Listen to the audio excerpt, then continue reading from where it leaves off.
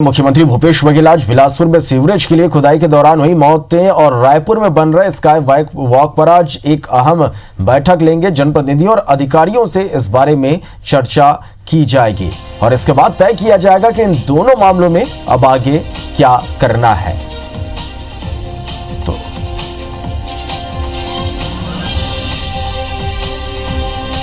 तो चलिए, रायपुर में बन रहे स्काई वॉक के औचित्य को लेकर शुरू से ही यहां पर सवाल उठ रहे थे। अब आज एक बैठक होगी और बैठक में तय किया जाएगा कि आगे क्या कुछ करना है, क्या कुछ हो सकता है, क्या निर्णय इस बैठक में हो सकते हैं। यह जानने के लिए सीधा रुख कर लेते हैं रायपुर का विनय वर्मा हमारे साथ सीधे जुड़े हैं। विनय, क्या हो सकता है स्काई वॉक का, क्या लगता है कि आज की बैठक में क्या कुछ निर्णय हो सकते हैं?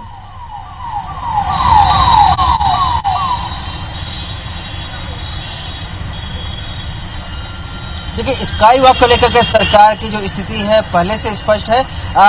इसको तोड़ना है या नहीं तोड़ना है, या आगे इसको आगे कंटिन्यू करना है, इस पर क्या योजना बनाई जा सकती है, इसको लेकर के सरकार ने पहले एक जनमत संग्रह कराने की जैसी कोई पहल की थी और लोगों से सुझाव मंगाए थे कि जनता ये बताए, क्योंकि ये सब माना जा रहा था कि जनता इस स्काई वॉक से बन रहा है, पिछले 2 साल से काफ़ी परेशान है। यहाँ ट्रैफिक जो व्यवस्था है वो अस्त व्यस्त हो गई है।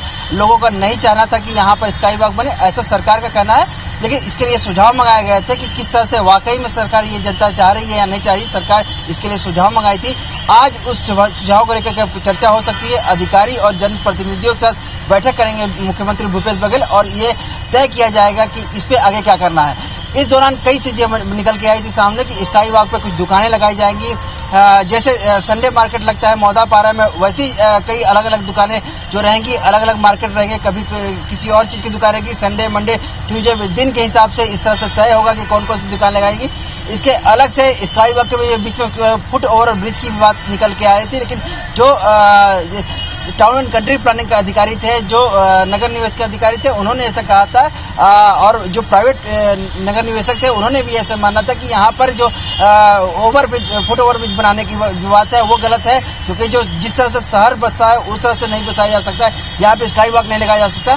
तो अभी फिलहाल रूप से आज जो बैठक होगी उसमें ये फाइनली तय किया जाएगा कि इस जो करीबन 53 करोड़ के जो बन रहा है स्काई वॉक से, उसका आखिर आगे क्या करना है। चलो विनय, ये जो स्काई वॉक बनाया जा रहा है लोगों की सुविधाओं को ध्यान में ही रखकर बनाया जा रहा है, लेकिन जहां पर यह बनाया जा रहा है निश्चित रूप से व्यस्ततम मार्ग है और लोग इससे परेशान है। ज्यादातर लोगों को क्या कहना है इस स्काई वॉक को लेकर?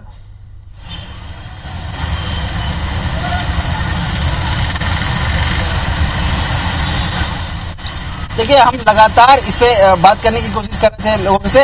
लोगों का एक कहना कि अगर जब स्काई वॉक बनाया जा रहा था तो क्या सरकार जिस तरह से तत्कालीन सरकार थी उसका जो ये कहना था कि यहाँ पर जो लोगों के बनने से सुविधा होगी, लोगों की ये मांग है, लेकिन क्या इसके लिए किसी तरह से सर्वे कराया गया था, क्या किसी तरह से लोगों से जान पहचान की गई थी, या बातचीत की गई थी, या किसी जनप्रतिनिधियों से राय लिया गया था।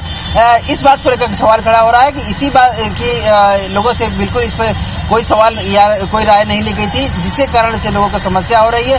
अब इसी बात को लेकर विरोध भी कर रहे हैं। उस समय जो टेंडर की प्रक्रिया थी इसको लेकर के काफी सवाल उठे थे। करीबन सबसे ज्यादा अगर किसी निर्माण में आरटीआई लगे हैं तो इसी निर्माण में आरटीआई लगे हैं। ये भी माना जा रहा था कि जितने सरकार के द्वारा जितना इसके लिए राशि निर्धारित की गई थी उससे कहीं ज्यादा इस पर खर्च किया दिया गया, बार बार इसके बजट बढ़ाए गए। इसको लेकर के लगातार विरोध हो रहा था और ये माना जा रहा था कि जो टेंडर की प्रक्रिया थी उसमें भी तत्काल उस समय सरकार ने घोटाला किया था।